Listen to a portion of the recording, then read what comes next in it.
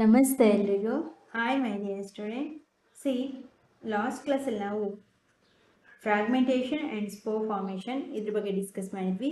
C next 12.2 ನೋಡಿ, sexual reproduction. ರಿಪ್ರೊಡಕ್ಷನಲ್ಲಿ two types, ಒಂದು ಎಸೆಕ್ಷುವಲ್ ಆ್ಯಂಡ್ ಸೆಕ್ಷುವಲ್. ಎಸೆಕ್ಷುವಲಲ್ಲಿ ಬಡ್ಡಿಂಗ್, ಕಟ್ಟಿಂಗ್, ಫ್ರಾಗ್ಮೆಂಟೇಷನ್ ಇದೆಲ್ಲ ಡಿಸ್ಕಸ್ ಮಾಡಿದ್ವಿ. ಈಗ ಸೆಕ್ಷುವಲ್ ರಿಪ್ರೊಡಕ್ಷನಲ್ಲಿ ಯಾವ್ಯಾವ ಥರ ಇದೆ ಅದನ್ನು ನೋಡೋಣ. ಸಿ, ಸೆಕ್ಷುವಲ್ ರಿಪ್ರೊಡಕ್ಷನ್ ಅಂದರೆ ಲೈಂಗಿಕ ಸಂತಾನೋತ್ಪತ್ತಿ. ಅಂದರೆ ಅಲ್ಲಿ ಬೀಜಗಳಿರಲ್ಲ ಲೈಂಗಿಕ ಸಂತಾನೋತ್ಪತ್ತಿಯಲ್ಲಿ, ಎಸೆಕ್ಷುವಲಲ್ಲಿ. ಇಲ್ಲಂದರೆ ಸೀಡ್ಸೆ, ಬೀಜಗಳ ಮೂಲಕನೇ ಸಂತಾನೋತ್ಪತ್ತಿಯನ್ನು ಮಾಡೋದೇ ಸೆಕ್ಷುವಲ್ ರಿಪ್ರೊಡಕ್ಷನ್. ನೋಡೋಣ. You have learned earlier the structure of a flower. ನೀವು ಈಗ ಆಲ್ರೆಡಿ 6th ಸ್ಟ್ಯಾಂಡರ್ಡಲ್ಲಿ ಮತ್ತು ಮುಂದೆ ಫಸ್ಟ್ ಬಿಫೋರೆಲ್ಲ ಡಿಸ್ಕಸ್ ಮಾಡಿದಾಗ ಹೂವಿನ ರಚನೆ ಹೇಗಿರುತ್ತೆ, ಹೂವಿನ ರಚನೆ, ಹೂವಿನಲ್ಲಿ ಏನೇನಿರುತ್ತೆ ಅದೆಲ್ಲ ಬಗ್ಗೆ ಕಲ್ತಿರ್ತೀರಾ. You know that the flowers are the reproductive parts of a plant. ಇದು ಸಹ ಗೊತ್ತು, ನಾವು ಫಸ್ಟೇ ಈ ಲೆಸನ್ನ ಡಿಸ್ಕಸ್ ಮಾಡುವಾಗ ಹೇಳಿದ್ದೀವಿ. Reproductive part of the plant ಅಂದರೆ ಫ್ಲವರೇ. ಸಸ್ಯದಲ್ಲಿ, ಒಂದು ಗಿಡದಲ್ಲಿ ಸಂತಾನೋತ್ಪತ್ತಿಯ ಭಾಗ ಅಂತ ಯಾವುದನ್ನು ಕರೀತಾರೆ? ಹೂವು. ಹೂವು ಆ ಒಂದು ಸಸ್ಯದ ಸಂತಾನೋತ್ಪತ್ತಿಯ ಭಾಗವಾಗಿರುತ್ತೆ. The reproductive part of the plant ಯಾವುದು? Flower. Stamens are the male reproductive part and pistil is the female reproductive part. ಈಗ ರಿಪ್ರೊಡಕ್ಟಿವ್ ಪಾರ್ಟ್ ಅಂತ ಹೇಳಿದ್ವಿ, ಆದರೆ ಇಲ್ಲಿ ಈ ಸ್ಟೇಮನ್ಸ್ ಅನ್ನೋದು ಕೇಸರಗಳು ಅಂತ ಕರಿತೀವಿ. ಸ್ಟೇಮನ್ಸ್ಗಳಿಗೆ ಕನ್ನಡದಲ್ಲಿ ಕೇಸರಗಳು ಅಂತ ಕರಿತೀವಿ. ಇದನ್ನು ಏನಂತ ಕರೀತಾರೆ? ಮೇಲ್ ರಿಪ್ರೊಡಕ್ಟಿವ್ ಪಾರ್ಟ್, ಪುರುಷರ ಜನನಾಂಗದ ಭಾಗ ಅಂತಾರೆ.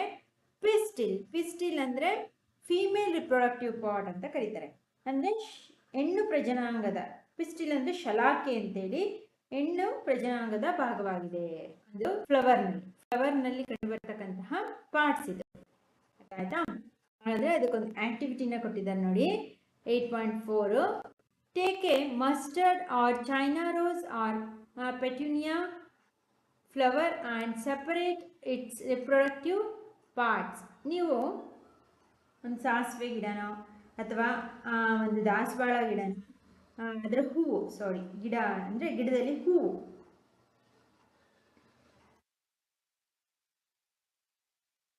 ಸಾಸಿವೆ ಹೂವು ಅಥವಾ ದಾಸವಾಳದ ಹೂವು ಅಥವಾ ಪೆಟಿನಿಯಾ ಎಂಬ ಹೂವನ್ನು ತೆಗೆದುಕೊಳ್ಳಿ. ನಿಮಗೆ ಯಾವ್ದು ಸಿಗುತ್ತೆ ಮೂರಲ್ಲಿ ಯಾವುದಾದ್ರೂ ಒಂದು. ಕೆಲವರು ಸಾಸಿವೆ ಹೂವು ಸಿಕ್ಕರೆ ಸಾಸಿವೆ ಹೂವು ತಗೊಳ್ಳಿ, ಕೆಲವರು ದಾಸವಾಳದ ಹೂವು, ಎಲ್ಲರಿಗೂ ಸಿಗುತ್ತೆ, ಅದನ್ನು ಹೈಬಿಸ್ಕಸ್ ತಗೊಳ್ಳಿ. ಅರ್ಥ ಆಯ್ತಾ? Study the various parts of A stamen and pistil. ಅದರಲ್ಲಿ ರಿಪ್ರೊಡಕ್ಟಿವ್ ಭಾಗಗಳನ್ನ, ಸಪರೇಟ್ ಇಟ್ಸ್ ರಿಪ್ರೊಡಕ್ಟಿವ್ ಪಾರ್ಟ್ಸ್, ಆ ಹೂನಲ್ಲಿ ಯಾವುದಾವುದೆಲ್ಲ ರಿಪ್ರೊಡಕ್ಟಿವ್ ಪಾರ್ಟ್ಸ್ ಇದೆ, ಸಂತಾನೋತ್ಪತ್ತಿಯ ಭಾಗಗಳು, ಪ್ರಜನನದ ಭಾಗಗಳು ಯಾವುದಾದಿದೆ ಅದೆಲ್ಲ ಬೇರ್ಪಡಿಸಿ. ಅರ್ಥ ಆಯ್ತಾ? ಹಾಗೆ study the various parts of A stamen and pistil. ಅದರಲ್ಲಿ ಸ್ಟೇಮನ್ ಮತ್ತು ಪಿಸ್ಟಿಲ್, ಕೇಸರ ಮತ್ತು ಈ ಶಲಾಕೆಗಳ ಬಗ್ಗೆ ನಾವು ಅಧ್ಯಯನ ಮಾಡೋಣ. Flowers which contain either only pistil or only stamens are called unisexual flowers. ಕೇಸರ ಮತ್ತು ಶಲಾಕೆ ಇವುಗಳಲ್ಲಿ ಯಾವುದಾದ್ರೂ ಒಂದನ್ನು ಮಾತ್ರ ಹೊಂದಿರುವಂತಹ ಹೂಗಳನ್ನು, ಅಂದರೆ ಸಾಮಾನ್ಯವಾಗಿ ಸ್ಟೇಮನ್ನು ದಾಸವಾಳದ ಹೂವಲ್ಲಿ ಮತ್ತು ಪಿಸ್ಟಿಲ್ ಎರಡೂ ಇರುತ್ತೆ. ಆದರೆ ಕೆಲವೊಂದು ಸಸ್ಯಗಳಲ್ಲಿ ಇಲ್ಲ ಪಿಸ್ಟಿಲ್ ಮಾತ್ರ ಇರುತ್ತೆ, ಇಲ್ಲ ಸ್ಟೇಮನ್ ಮಾತ್ರ ಇರುತ್ತೆ. ಈ ರೀತಿ ಎರಡರಲ್ಲಿ ಒಂದನ್ನು ಮಾತ್ರ ಹೊಂದಿದ್ರೆ ಅಂತಹ ರೀತಿಯ ಫ್ಲವರ್ಸ್ನ ಏನಂತ ಕರೀತಾರೆ? Unisexual flowers. ಏನಂತ ಕರೀತಾರೆ? ಏಕಲಿಂಗಿ ಹೂಗಳು ಅಂತೇಳಿ ಕರೀತಾರೆ. ಅರ್ಥ ಆಯ್ತಾ? ಇವೆರಡರಲ್ಲಿ ಒಂದನ್ನು ಮಾತ್ರ ಹೊಂದಿದ್ರೆ. ಅರ್ಥ ಆಯ್ತಾ? Flowers which contain both stamens and pistils are called bisexual flowers. ಆದರೆ ಕೇಸರ ಮತ್ತು ಶಲಾಕೆಗಳು ಎರಡನ್ನೂ ಹೊಂದಿದ್ರೆ, ಈ ಫ್ಲವರ್ಸಲ್ಲಿ ಫ್ಲವರ್ಸಲ್ಲಿ ಈ ಸ್ಟೇಮನ್ನೂ ಇದೆ, ಪಿಸ್ಟಿಲ್ಲು ಇದೆ, ಇವೆರಡೂ ಇದ್ರೆ ಅದನ್ನು ಏನಂತಾರೆ? ಬೈಸೆಕ್ಷುವಲ್ ಫ್ಲವರ್ಸ್, ದ್ವಿಲಿಂಗಿ ಹೂಗಳು, ಎರಡು ಲಿಂಗದ ಹೂಗಳನ್ನು ಹೊಂದಿದೆ ಅಂತೇಳಿ ಕರೀತಾರೆ. ಎರಡು ಲಿಂಗಗಳನ್ನು ಹೊಂದಿರುವ ಹೂಗಳು, ಅದು ಬರೀ ಏಕಲಿಂಗ ಹೂಗಳು ಅಂತೇಳಿ ಯೂನಿಸೆಕ್ಷುವಲ್ ಫ್ಲವರ್ಸ್ನ ಕರೀತಾರೆ. ಆಯ್ತಾ? Corn, papaya and cucumber produces unisexual flowers. Examples ಕೊಟ್ಟಿದ್ದಾರೆ ನೋಡಿ. ಏಕಲಿಂಗಿ ಹೂಗಳು ಯಾವ್ದ್ಯಾವುದು? ಜೋಳ, ಪಪ್ಪಾಯ, ಪರಂಗಿ ಹಣ್ಣು ಮತ್ತೆ ಸೌತೆಕಾಯಿ, ಇವು ಮೂರು ಸಹ ಏಕಲಿಂಗಿ ಹೂಗಳನ್ನು ಹೊಂದಿರತಕ್ಕಂತಹ ಹೂಗಳು. ಬರೀ ಏಕಲಿಂಗಿ, ಇಲ್ಲ ಪಿಸ್ಟಿಲ್ ಇರುತ್ತೆ ಇಲ್ಲ ಸ್ಟೇಮನ್ ಇರುತ್ತೆ. ಯಾವ್ದ್ರಲ್ಲಿ? ಜೋಳದಲ್ಲಿ, ಪರಂಗಿ ಹಣ್ಣಿನಲ್ಲಿ ಅಥವಾ ಸೌತೆಕಾಯಿನಲ್ಲಿ. ಅರ್ಥ ಆಯ್ತಾ? ಅದೇ ರೀತಿ ವೆರಾಸ್ ಮಸ್ಟರ್ಡ್, ರೋಸ್, ಪುಟಿನಿಯಾ ಬೈಸೆಕ್ಷುವಲ್ ಫ್ಲವರ್ಸ್. ಅದೇ ರೀತಿ ಯಾವ್ದ್ಯಾವುದು? ಸಾಸಿವೆ ಹೂವು, ಗುಲಾಬಿ ಹೂವು, ಪೆಟುನಿಯಾಗಳು ದ್ವಿಲಿಂಗಿ ಹೂಗಳನ್ನು ಹೊಂದಿರುತ್ತೆ. ಆಯ್ತಾ? Both male and female unisexual flowers may be present in the same plant or in different plants. ಈ ರೀತಿ ಪುರುಷ ಮತ್ತು ಹೆಣ್ಣು ಏಕಲಿಂಗಿ ಹೂಗಳು ಒಂದೇ ಸಸ್ಯದಲ್ಲಿ ಅಥವಾ ಬೇರೆ ಬೇರೆ ಸಸ್ಯಗಳಲ್ಲೂ ಇರಬಹುದು. ಅಂದರೆ ಈ ರೀತಿ ಮೇಲು ಮತ್ತು female unisexual flowers may be present in same plant. ಒಂದೇ ಗಿಡದಲ್ಲೂ ಸಹ ಈ ರೀತಿ ಕಂಡು ಬರುತ್ತೆ. ಪುರುಷನೋ ಅಥವಾ ಹೆಣ್ಣು ಏಕಲಿಂಗಿ ಹೂಗಳು ಅಥವಾ ಬೇರೆ ಬೇರೆ ಸಸ್ಯಗಳಲ್ಲೂ ಕಂಡು ಬರುತ್ತೆ. Could you identify the anther and filament of a stamen? Figure 8.9a. 8.9 stamen ಚಿತ್ರ ಕೊಟ್ಟಿದ್ದಾರೆ. ಇದು ಆಂಥರ್ ಮತ್ತೆ ಫಿಲಮೆಂಟ್. ಈ ರೀತಿ ಪುಂಕೇಸರದ ಕೇಸರದಂಡ ಪರಾಗಕೋಶಗಳನ್ನು ಗುರುತಿಸಬಲ್ಲಿರ? ಚಿತ್ರದಲ್ಲಿ ಇದೆಯಲ್ಲ, ಇಲ್ಲಿ ಆಂಥರ್ ಅಂತ ಅಂದ್ರೆ ಪುಂಕೇಸರ ಅಂತಾರೆ, ಫಿಲಮೆಂಟ್ ಅಂದ್ರೆ ಪರಾಗಕೋಶ ಅಂತ ಹೇಳಿ ಕರೀತಾರೆ. ಅರ್ಥ ಆಯ್ತಾ? ಆಂಥರ್ ಅಲ್ಲಿ identify the anther and filament of the stamen. ಈ ಒಂದು ಸ್ಟೇಮನ್ ಪುಂಕೇಸರದ ಫಿಲಮೆಂಟ್, ಕೇಸರ ದಂಡ ಅಂದ್ರೆ ಇದು ಕೋಲ್ ತರ ಉದ್ದಕ್ಕಿದೆ, ಇದನ್ನ ಫಿಲಮೆಂಟ್ ಅಂತ ಕರೀತಾರೆ. ಆಂಥರ್ ಇದೇನು? ಪರಾಗಕೋಶ ಅಂತೇಳಿ ಕರೀತಾರೆ. ಇದನ್ನ ನೀವು ನೋಡಿದ್ದೀರಾ ಅಂತ, ಹೈಬಿಸ್ಕಸ್ ಫ್ಲವರ್ನ ತಗೊಂಡು ನೋಡಿ, ಇದೇ ತರ ಕಾಣುತ್ತೆ, ನೀವು ಇದನ್ನ ನೋಡಿದ್ದೀರಾ ಅಂತ ಕೇಳ್ತಿದ್ದಾರೆ.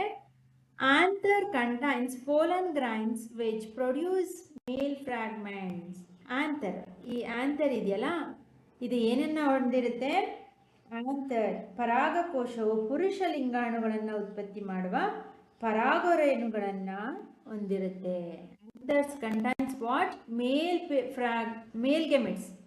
ಮೇಲ್ ಗೆಮೆಟ್ಸ್ ಅಂದ್ರೆ ಇಲ್ಲಿ ಪುರುಷ ಲಿಂಗಾಣುಗಳನ್ನು ಪುರುಷ ಲಿಂಗಾಣು ಅಂತ ಕರೀತಾರೆ. ಈ ಪರಾಗರೇಣುನಲ್ಲಿ, ಆಂಥರ್ನಲ್ಲಿ ಏನನ್ನು ಉತ್ಪತ್ತಿ ಮಾಡುತ್ತೆ ಇದು?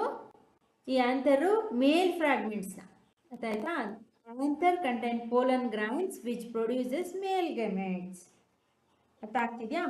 ಈ ಪರಾಗಕೋಶವು ಮೇಲ್ ಗೆಮೆಟ್ಸ್, ಪುರುಷ ಲಿಂಗಾಣುಗಳನ್ನು ಉತ್ಪತ್ತಿ ಮಾಡುವ ಪರಾಗರೇಣುಗಳನ್ನು ಹೊಂದಿರುತ್ತೆ, ಪೋಲನ್ ಗ್ರೈನ್ಸ್ನ ಹೊಂದಿರುತ್ತೆ, ಇಲ್ಲಿ ಉತ್ಪತ್ತಿ ಆಗುತ್ತೆ.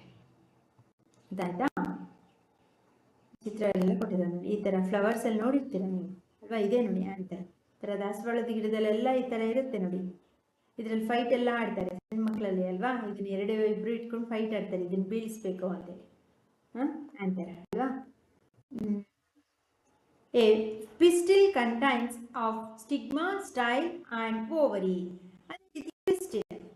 ಪಿಸ್ಟಿಲ್ ಅಂದ್ರೆ ನೋಡಿ, ಇದೆ ಚಿತ್ರ ಬಿ. ಪಿಸ್ಟಿಲ್ ಶಲಾಕೆ ಅಂತ ಹೇಳಿ ಕರೀತಾರೆ. ಇದು ಏನನ್ನ ಹೊಂದಿರುತ್ತೆ? ಸ್ಟಿಗ್ಮಾ, ಸ್ಟೈಲ್, ಓವರಿ ಇವುಗಳನ್ನು ಹೊಂದಿರುತ್ತೆ. ಅಂದ್ರೆ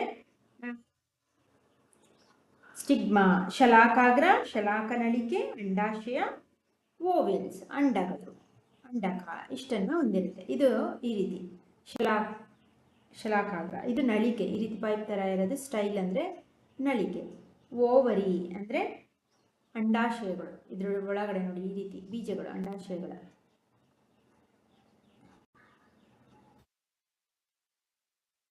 ಇದ್ರ ಕಾಣ್ತಿದ್ಯಲ್ಲ ವೈಟ್ಗೆ, ಇದು ಬೀಜಗಳು. ಆಯ್ತಾ? ಓವರಿಯನ್ನು ಹೊಂದಿರುತ್ತೆ. ಆ ಬೀಜಗಳೇನು ಅಂಡಾಣುಗಳು, ಇವುಗಳ ಒಳಗಡೆ ಇದು ಫುಲ್ ಇದ್ರೊಳಗಡೆ ಎಷ್ಟು ಈ ಒಂದು ಇದನ್ನ ಓವರಿ ಅಂತಾರೆ, ಅಂಡಾಶಯ ಅಂತಾರೆ. ಅದ್ರೊಳಗಿರ್ತಕ್ಕಂಥದ್ದನ್ನ ಓವೆಲ್ಸ್ ಅಂತಾರೆ, ಅಂಡಾಣುಗಳು ಅಂತೇಳಿ ಕರೀತಾರೆ. ಇಷ್ಟನ್ನ ಪಿಸ್ಟಿಲ್ ಶಲಾಕೆಯು ಒಳಗೊಂಡಿರುತ್ತದೆ. Ovary contains one or more ovules. ಈ ಓವರಿ ಅಂಡಾಶಯವು ಒಂದು ಅಥವಾ ಹೆಚ್ಚು ಅಂಡಕಗಳನ್ನ ಹೊಂದಿರುತ್ತದೆ. ಇದರಲ್ಲಿ ಒಂದು ಅಥವಾ ಹೆಚ್ಚು ಅಂಡಕಗಳನ್ನು ಓವಲ್ಸ್ನ ಹೊಂದಿರುತ್ತೆ. The female gamete or the egg is formed in an ovule. ಅದೇ ರೀತಿ ದ ಫೀಮೇಲ್ ಗೆಮೆಟ್ ಹೆಣ್ಣು ಲಿಂಗಾಣು ಅಥವಾ ಅಂಡಕ ಎಗ್ ಅಂಡಕದಲ್ಲಿ ಉತ್ಪತ್ತಿಯಾಗುತ್ತದೆ. ಇಲ್ಲಿ ಓವಿಲ್ನಲ್ಲಿ ಏನಾಗುತ್ತೆ, ಎಗ್ ಉತ್ಪತ್ತಿಯಾಗುತ್ತದೆ.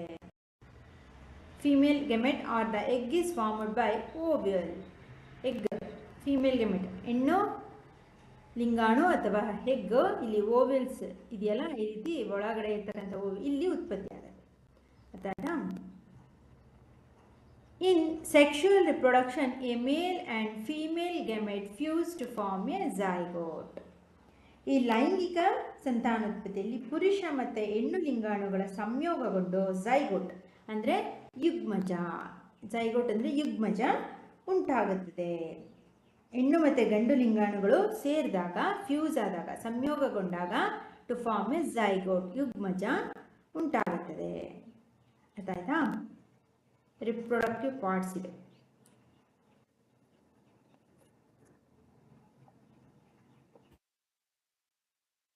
ಇಲ್ಲಿ ನೋಡಿ ಕೆಲವೊಂದು ಸೆಲ್ಫ್ ಪಾಲಿನೇಷನ್, ಇದು ಕ್ರಾಸ್ ಪಾಲಿನೇಷನ್ ಎಕ್ಸ್ಪ್ಲೈನ್ ಮಾಡೋಣ. ಇಲ್ಲಿ ಬರುತ್ತೆ. ಇನ್ನು Boojho wants to know how the male gamete in the pollen grain reaches the female gamete present in the ovule. ಅಂದರೆ ಪರಾಗರೇಣಿಯಲ್ಲಿರ್ತಕ್ಕಂಥ ಪುರುಷ ಲಿಂಗಾಣು ಅಂಡಕದಲ್ಲಿರ್ತಕ್ಕಂಥ ಹೆಣ್ಣು ಲಿಂಗಾಣುವನ್ನು ಹೇಗೆ ತಲುಪುತ್ತೆ ಎಂಬುದು ಪೂಜೋಗೆ ಅರ್ಥ ಆಗ್ತಿಲ್ಲ. ಅಂದರೆ ಪರಾಗರೇಣು ಆಂಥರಲ್ಲಿ ಇಲ್ಲಿ ಇರುತ್ತೆ ಅಲ್ವಾ, ಇಲ್ಲಿ ಮೇಲ್ ಗೆಮೆಟ್ ಇರುತ್ತೆ, ಇದು ಇಲ್ಲಿಂದ ಇಲ್ಲಿಗೆ, ಇಲ್ಲಿ ಫೀಮೇಲ್ ಇರೋದು, ಇಲ್ಲಿಗೆ ಹೇಗೆ ರೀಚ್ ಆಗುತ್ತೆ ಅಂತ ಅವ್ನಿಗೆ ಅರ್ಥ ಆಗ್ತಿಲ್ಲ. ಇದು ನೋಡಿ, ಅಂದರೆ ಇಲ್ಲಿ ಆಂಥರಲ್ಲಿ ಇರೋದು ಇದರೊಳಗಡೆ ಸ್ಟಿಗ್ಮಾದಿಂದ ಇಲ್ಲಿಗೆ ಹೇಗೆ ರೀಚ್ ಆಗುತ್ತೆ ಒಳಗಡೆಗೆ ಅಂತ ಅವ್ನಿಗೆ ಅರ್ಥ ಆಗ್ತಿಲ್ಲ. ಹೀಗೆ ಪೋಲನ್ಸ್ ಹೀಗೆ ರೀಚ್ ಆಗುತ್ತೆ, ಇಲ್ಲಿಂದ ಈ ಥರ ಆಂಥರಗಳು ಇಲ್ಲಿಂದ ಹೀಗೆ ರೀಚ್ ಆಗುತ್ತೆ ಒಳಗಡೆಗೆ. ಬಾಣ ಕೊಟ್ಟಿದ್ದಾರಲ್ಲ ಅಲ್ವಾ, ಇಲ್ಲೇ ಪಕ್ಕದಲ್ಲಿ ಇಲ್ಲಿಗೆ ಹೋಗುತ್ತೆ. ಅಥವಾ ಬೇರೆ ಗಿಡಗಳಿಗೂ ಈ ರೀತಿ ಪೋಲನ್ ಗ್ರೈನ್ಸ್ಗಳು ಬೇರೆ ಗಿಡದೊಳಗೂ ಫೀಮೇಲ್ ಗೆಮೆಟ್ ಒಳಗೆ ಈ ರೀತಿ ಹೋಗುತ್ತೆ. ಇದೆಲ್ಲ ಕೊಟ್ಟಿದ್ದಾರೆ ನೋಡೋಣ. ಅದನ್ನು ಪಾಲಿನೇಷನ್, ಪರಾಗಸ್ಪರ್ಶ ಅಂತೇಳಿ ಕರೀತಾರೆ. ನೋಡೋಣ.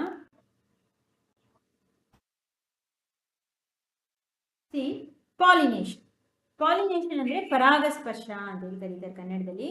Generally pollen grains have a thought protective coat which prevents them from drying up. ಸಾಮಾನ್ಯವಾಗಿ ಪರಾಗರೇಣುಗಳು ಒಣಗುವುದನ್ನು ತಡೆಯಬಲ್ಲ ಕಠಿಣ ರಕ್ಷಣಾ ಕವಚ ಅಥವಾ ಪದರವನ್ನು ಹೊಂದಿರುತ್ತೆ ಪರಾಗರೇಣುಗಳು. Since pollen grains are light, they can be carried by wind or water. ಹಾಗಾಗಿ ಏನು, ಸಾಮಾನ್ಯವಾಗಿ ಪರಾಗರೇಣುಗಳು ಹಗುರವಾಗಿರೋದ್ರಿಂದ, ಡ್ರೈ ಆದರೆ ಹಗುರವಾಗಿರುತ್ತೆ ಅಲ್ವಾ, ಒದ್ದೆ ಆದರೆ ಭಾರವಾಗಿರುತ್ತೆ. ಡ್ರೈ ಒಣಗಿರೋದ್ರಿಂದ ತುಂಬ ಹಗುರವಾಗಿರೋದ್ರಿಂದ ಗಾಳಿ ಅಥವಾ ನೀರಿನಲ್ಲಿ ಸಾಗಣೆ ಮಾಡಬಲ್ಲವು.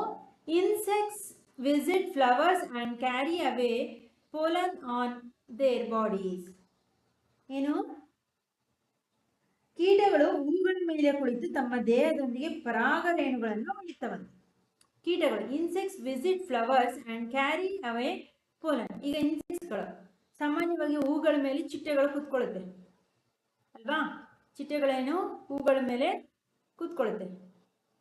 ಈ ಚಿಟ್ಟೆಗಳ ಹೂಗಳ ಮೇಲೆ ಕೂತರೆ ಅಲ್ಲಿ ಇರುತ್ತಲ್ಲ ಪೋಲನ್ ಗ್ರೈನ್ಸ್, ಅರ್ಥ ಆಗ್ತಿದೆಯಾ? ಆ ಪೋಲನ್ ಗ್ರೈನ್ಸ್ ಇರುತ್ತಲ್ಲ, ಆ ಪೋಲನ್ ಗ್ರೈನ್ಸ್ನ ಹೂಗಳ ಚಿಟ್ಟೆಗಳು ಏನು ಮಾಡುತ್ತೆ, ಅದ್ರ ಮೇಲೆ ಕೂತು ಅವುಗಳನ್ನ ತಗೊಂಡು ಹೋಗುತ್ತೆ. ಅರ್ಥ ಆಗ್ತಿದೆಯಾ? Carry away pollen on their bodies. ಕೀಟಗಳು ಹೂಗಳ ಮೇಲೆ ಕುಳಿತು ತಮ್ಮ ದೇಹದೊಂದಿಗೆ ಪರಾಗರೇಣುಗಳನ್ನು ಹೊತ್ತೊಯ್ಯುತ್ತೆ. Some of the pollen lands on the stigma of a flower of the same kind. ಅದರಲ್ಲಿ ಅದೇ ಜಾತಿಯ ಹೂವಿನ ಶಲಾಕಾಗ್ರದ ಮೇಲೆ ಅಂದರೆ ಸ್ಟಿಗ್ಮಾ ಮೇಲೆ ಕೆಲವು ಪರಾಗರೇಣುಗಳು ಬೀಳಬಹುದು. ಅದ್ರ ಮೇಲೆ ಸಹ ಪರಾಗರೇಣು ಈ ಸ್ಟಿಗ್ಮಾ ಮೇಲೆ ಹೂಗಳು ಇಲ್ಲಿ ಕೂತಿರುತ್ತಲ್ಲ, ಅದೇ ಪೋಲನ್ ಗ್ರೈನ್ಸ್ನ ಇಲ್ಲಿಂದ ತೆಗೆದುಕೊಂಡು ಹೋಗ್ಬೇಕಾದ್ರೆ ಅದರಿಂದ ಈ ಗಿಡದ ಮೇಲೂ ಈ ಸ್ಟಿಗ್ಮಾ ಮೇಲೂ ಒಂದಷ್ಟು ಕೂತ್ಕೋಬಹುದು. ಇನ್ಸೆಕ್ಟ್ಸ್ ಎತ್ಕೊಂಡು ಹೋಗ್ಬೇಕಾದ್ರೆ ಇಲ್ಲಿಂದ ಪೋಲನ್ ಗ್ರೈನ್ಸ್ನ ತಗೊಂಡು ಹೋಗ್ಬೇಕಾದ್ರೆ ಕೆಲವೊಂದು ಈ ಸ್ಟಿಗ್ಮಾ ಮೇಲೂ ಬಂದು ಕೂತ್ಕೋಬಹುದು. The Transfer of pollen from the anther to the stigma of a flower is called pollination. Pollination ಅಂದರೆ ಅರ್ಥ ಆಗ್ತಿದೆಯಾ? ಒಂದು ಹೂವಿನ ಕೇಸರದಿಂದ ಪರಾಗಕೋಶದಿಂದ ಶಲಾಕಾಗ್ರಗೆ ಅಂದರೆ ಸ್ಟಿಗ್ಮಾಕ್ಕೆ ಪರಾಗವು ವರ್ಗಾವಣೆ ಆಗುವಂತಹ ಪ್ರಕ್ರಿಯೆಗೆ ಪರಾಗಸ್ಪರ್ಶ ಅಥವಾ ಪಾಲಿನೇಷನ್ ಅಂತೇಳಿ ಕರೀತಾರೆ. ಅಂದರೆ simple, transfer of pollen from anther to stigma, ಇಷ್ಟೇ ಉತ್ತರ. Of a flower is called pollination. ಏನಾಗುತ್ತೆ ಅಲ್ಲಿ? Transfer of pollen grains. Pollen grains ಅಂದರೆ ಪರಾಗ ಕೋಶದಿಂದ ಏನಾಗುತ್ತೆ, ಪರಾಗರೇಣುಗಳು ಶಲಾಕಾಗ್ರೆಗೆ ಆಂತರಿಂದ, ಅರ್ಥ ಆಯ್ತಾ? ಆಂತರಿಂದ ಇಲ್ಲ ಆಂತರ್ಸ್ ಇದೆಯಲ್ಲ, ಈ ಆಂತರ್ಸ್ ಇಂದ ಪರಾಗಕೋಶದಿಂದ ಸ್ಟಿಗ್ಮಾಗೆ, ಗೊತ್ತಾಗ್ತಿದ್ಯಾ? ಈ ಸ್ಟಿಗ್ಮಾಗೆ ಶಲಾಕಾಗ್ರೆಗೆ ಪರಾಗವು ವರ್ಗಾವಣೆ ಆಗುವಂತ, ಟ್ರಾನ್ಸ್ಫರ್ ಆಗುವಂತಹ ಕೋಶಕ್ಕೆ ಪ್ರಕ್ರಿಯೆಗೆ ಏನಂತ ಕರೀತಾರೆ? ಪಾಲಿನೇಷನ್. ಏನಿಲ್ಲ, ಸಿಂಪಲ್ ಆಗಿ ಅರ್ಥ ಮಾಡ್ಕೋಬೇಕು ಅಂದ್ರೆ ನೀವು ಇಲ್ಲಿ ನೋಡಿ, ಇದೆ ಇಲ್ಲಿಂದ ಇಲ್ಲಿಗೆ ಟ್ರಾನ್ಸ್ಫರ್ ಆಗೋದು ಆಂಥರ್. ಈ ಆಂಥರಲ್ಲಿ ಪೋಲನ್ ಗ್ರೈನ್ಸ್ ಇರುತ್ತೆ, ಅರ್ಥ ಆಗ್ತಿದ್ಯಾ? ಆಂಥರಲ್ಲಿ ಏನಿರುತ್ತೆ? ಆಂಥರ್ಸ್ ಅಲ್ಲಿ ಈ ಎಲ್ಲೋ ಇದೆಯಲ್ಲ, ಈ ಎಲ್ಲೋ ಇದ್ರ ಒಳಗಡೆ ಪೋಲನ್ ಗ್ರೈನ್ಸ್ ಇರುತ್ತೆ, ಪರಾಗರೇಣುಗಳು, ಅರ್ಥ ಆಯ್ತಾ? ಇದು ಸ್ಟಿಗ್ಮಾ ಶಲಾಕಾಗ್ರೆಗೆ ಇಲ್ಲಿಂದ ಇಲ್ಲಿಗೆ ಟ್ರಾನ್ಸ್ಫರ್ ಆಗುತ್ತಲ್ಲ, ಅಷ್ಟೇ. ಈ ಆಂಥರ್ ಬಂದು ಈ ಸ್ಟಿಗ್ಮಾಗೆ ಪೋಲನ್ ಗ್ರೈನ್ಸ್ನ ಟ್ರಾನ್ಸ್ಫರ್ ಮಾಡುತ್ತೆ. ಇದನ್ನೇ ನಾವು ಪಾಲಿನೇಷನ್. ಅರ್ಥ ಆಗ್ತಿದೆಯಾ? ಅರ್ಥ ಆಗಿದೆ ಅನ್ಕೋತೀನಿ. Transfer of pollen from anther to stigma. ನೋಡಿ, the transfer of pollens from anther to stigma of a flower is called pollination. ಪರಾಗಸ್ಪರ್ಶ ಅಂತೇಳಿ ಕರೀತಾರೆ. ಅದರಲ್ಲಿ if the pollen lands on the stigma of a same flower or another flower of a same plant, it is called a self pollination. ಇಲ್ಲಿ ಈ ಚಿತ್ರ ಈಗ ಬನ್ನಿ, ಎಲ್ಲ erase ಮಾಡಿ. ಇಲ್ಲಿ ಕ್ರಾಸ್ ಪಾಲಿನೇಷನ್ ಮತ್ತೆ ಸೆಲ್ಫ್ ಪಾಲಿನೇಷನ್ ಇಲ್ಲಿ ಅರ್ಥ ಆಗುತ್ತೆ ನಿಮಗೆ. ಏನು? ಇಲ್ಲಿ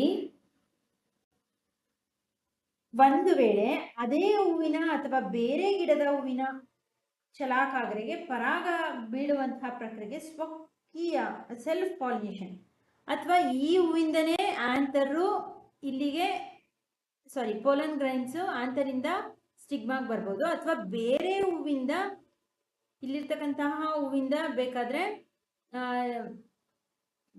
ಅದೇ ಗಿಡದ ಮತ್ತೊಂದು ಹೂವಿಂದ. ಈಗ ಒಂದು ಗಿಡ ಇದೆ ಅಂದ್ರೆ ಇಲ್ಲಿ ಎಷ್ಟೊಂದು ಫ್ಲವರ್ಸ್ ಇರುತ್ತೆ, ಓಕೆನಾ? ಇಲ್ಲೊಂದು ಫ್ಲವರ್ ಇರುತ್ತೆ. ಇದು ಈ ಫ್ಲವರಲ್ಲಿ ಇರ್ತಕ್ಕಂಥ ಪೋಲನ್ ಗ್ರೈನ್ಸು ಇಲ್ಲಿ ಸ್ಟಿಗ್ಮಾಗೆ ಟ್ರಾನ್ಸ್ಫರ್ ಆಗ್ಬೋದು, ಅಥವಾ ಅದೇ ಗಿಡದಲ್ಲಿ ಈ ಒಂದೇ ಗಿಡದಲ್ಲಿ ಇರ್ತಕ್ಕಂಥ ಪೋಲನ್ ಗ್ರೈನ್ಸು ಪಕ್ಕದಲ್ಲಿರೋ ಇನ್ನೊಂದು ಫ್ಲವರ್ನ ಸ್ಟಿಗ್ಮಾಗೆ ಟ್ರಾನ್ಸ್ಫರ್ ಆಗ್ಬೋದು, ಏನೋ ಪೋಲನ್ ಗ್ರೈನ್ಸ್ಗಳು.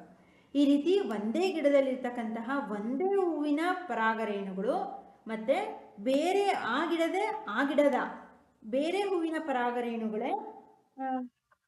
ಪರಾಗರೇಣುಗಳನ್ನ ಪರಾಗವು ಶಲಾಕಾಗ್ರೆಗೆ ಬೀಳುವಂತಹ ಪ್ರಕ್ರಿಯೆ ಏನೆಂದರೆ ಸೆಲ್ಫ್ ಪಾಲಿನೇಷನ್. ಅರ್ಥ ಆಗ್ತಿದೆಯಾ? ಅರ್ಥ ಆಗ್ತೀನಿ ನೋಡಿ. ದ ಪೋಲನ್ ಲ್ಯಾಂಡ್ಸ್ ಅಂದ್ರೆ ಪರಾಗರೇಣುಗಳು, ಪೋಲನ್ ಲ್ಯಾಂಡ್ಸ್ ಆನ್ ಸ್ಟಿಗ್ಮಾ ಶಲಾಕಾಗ್ರೆಗೆ, ಸ್ಟಿಗ್ಮಾಗೆ ಆಫ್ ದ ಸೇಮ್ ಫ್ಲವರ್, ಅದೇ ಫ್ಲವರ್ ಇಂದ, or another flowers of the same plant. ಆಯ್ತಾ? ಬೇರೆ ಗಿಡದೂ ಅಲ್ಲ, ಅದೇ ಗಿಡದ ಒಂದೇ ಹೂವಿಂದ ಪೋಲನ್ ಗ್ರೈನ್ಸ್ ಸ್ಟಿಗ್ಮಾಗೆ ಬರ್ಬೋದು, ಅಥವಾ ಅದೇ ಗಿಡದ ಬೇರೆ ಹೂವಿನ ಪೋಲನ್ ಗ್ರೈನ್ಸ್ ಸ್ಟಿಗ್ಮಾಗೆ ಬರ್ಬೋದು ಇಲ್ಲಿಗೆ. ಆಯ್ತಾ? ಈ ಒಂದು ಪ್ರೋಸೆಸ್ಗೆ ಸೆಲ್ಫ್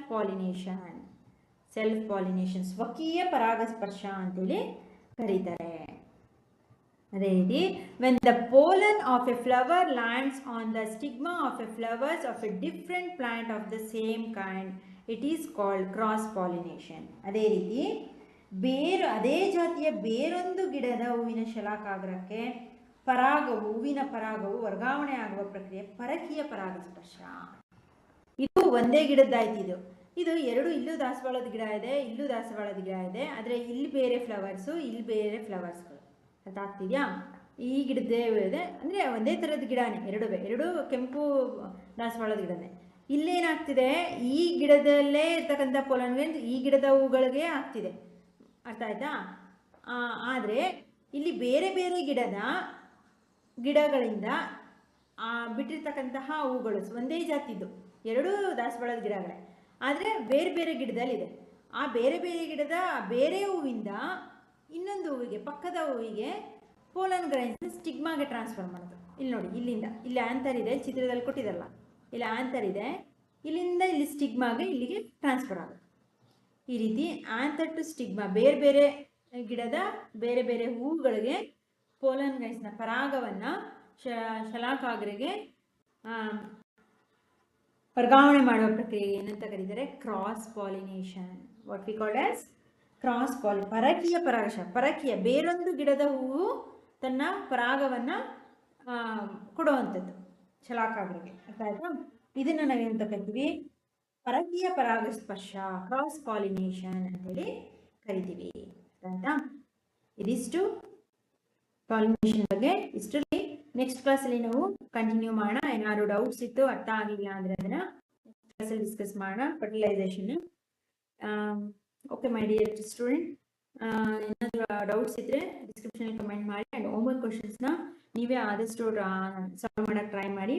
ಆ್ಯಂಡ್ ಈ ವಿಡಿಯೋಸ್ನ ನಿಮ್ಮೆಲ್ಲ ಫ್ರೆಂಡ್ಸ್ಗಳಿಗೂ ಶೇರ್ ಮಾಡಿ, ಅವ್ರಿಗೂ ಸಬ್ಸ್ಕ್ರೈಬ್ ಮಾಡ್ಕೊಳ್ಳೋಕೆ ಹೇಳಿ. ಬಿಕಾಸ್ ಸಬ್ಸ್ಕ್ರೈಬ್ ಮಾಡ್ಕೊಂಡು ಸರ್ಚ್ ಮಾಡೋ ಅವಶ್ಯಕತೆ ಇರಲ್ಲ. ಹೆಚ್ಚು ಕ್ವಶನ್ಸ್ ಬೇಕು ಟೆಕ್ಸ್ಟ್ ಬುಕ್ಕಲ್ಲಿ. ಈ ಒಂದು ಲೆಸನ್ನಲ್ಲಿ ನಮ್ಗೆ ಇನ್ನೂ ಹೆಚ್ಚು ಕ್ವಶನ್ ಆ್ಯಂಡ್ ಆನ್ಸರ್ಸ್ ಬೇಕು, line to line, chapter wise, inside text ಬುಕ್ಕಲ್ಲಿ. ಅಂದರೆ ಸೈನ್ಸ್ ಕ್ವಶನ್ ಬ್ಯಾಂಕ್ ಅಂತ ಇನ್ನೊಂದು ಚಾನಲ್ ಇದೆ, ಅದನ್ನು ಸಬ್ಸ್ಕ್ರೈಬ್ ಮಾಡಿಕೊಂಡು ನೋಡಿ. ಆ್ಯಂಡ್ ಇವತ್ತಿನ ಹೋಮ್ವರ್ಕ್ ಕ್ವಶನ್ಸ್ನ ತಗೊಳ್ಳಿ. What is sexual reproduction? ಇದು ಸ್ಟಾರ್ಟಿಂಗಲ್ಲೇ ಸಿಗುತ್ತೆ, ಅದನ್ನು ಮಾಡಿ. And define stamen and pistil. Stamen ಮತ್ತು ಪಿಸ್ಟಿಲ್ ಅಂದ್ರೇನು ಅದನ್ನು ಬರೀರಿ. Explain unisexual and bisexual flowers. Unisexual flower ಮತ್ತು ಬೈಸೆಕ್ಷುವಲ್ ಫ್ಲವರ್ ಅಂದರೆ ಏನು ಎಕ್ಸ್ಪ್ಲೈನ್ ಮಾಡಿ. ಗಿವ್ ಎಕ್ಸಾಂಪಲ್ ಅಲ್ವಾ?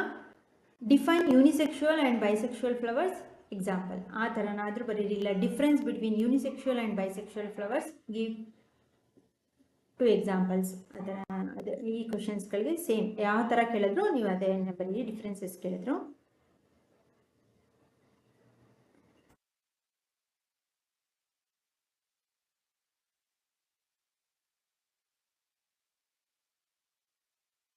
What is anther? ಆಂಥರ್ ಅಂದರೆ ಏನು? Anther means anther contains pollen grains which produce male gametes. ಅದೇ ರೀತಿ ವಾಟ್ ಈಸ್ ಪಿಸ್ಟಿಲ್? ಪಿಸ್ಟಿಲ್ ಅಂದರೆ ಏನು?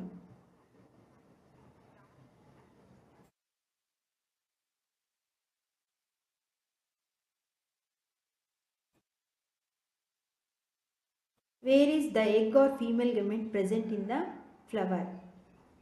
ಹೂವಿನ ಯಾವ ಭಾಗದಲ್ಲಿ ಫೀಮೇಲ್ ಗೆಮೆಟ್ ಅಥವಾ ಎಗ್ಗು ಇರುತ್ತೆ ಅದನ್ನು ಬರೀರಿ. What is zygote? ಝೈಗೋಟ್ ಅಂದರೆ ಏನು? And what is pollination? Give example. Pollination ಅಂದರೆ ಏನು? Difference between self pollination and cross pollination. Self pollination ಮತ್ತು ಕ್ರಾಸ್ ಪಾಲಿನೇಷನ್ಗೆ ಡಿಫ್ರೆನ್ಸಸ್ನ ಬರೀರಿ, ಅಂದರೆ ಎರಡಕ್ಕೂ. ಅಥವಾ what is self pollination and what is cross pollination ಅದನ್ನು ಆ ಥರ ಕೇಳಿದ್ರು ಬರೀರಿ. And draw a neat label diagram of reproductive parts and pollination in flower. ಈ ಇವೆರಡು ಡಯಾಗ್ರಾಮ್ನ ಹಾಕಬೇಕು. ಓಕೆನಾ? ಇದಿಷ್ಟು ಇವತ್ತಿನ ಹೋಮ್ವರ್ಕ್ ಕ್ವಶನ್ಸು. ಆ್ಯಂಡ್ ಪ್ಲೇಲಿಸ್ಟ್ನ ಚೆಕ್ ಮಾಡಿ ಒಂದು ಲೆಸನ್ ಕಂಪ್ಲೀಟ್ ವೀಡಿಯೋಸ್ ಇದೆ. ಓಕೆನಾ my dear student? Thank you.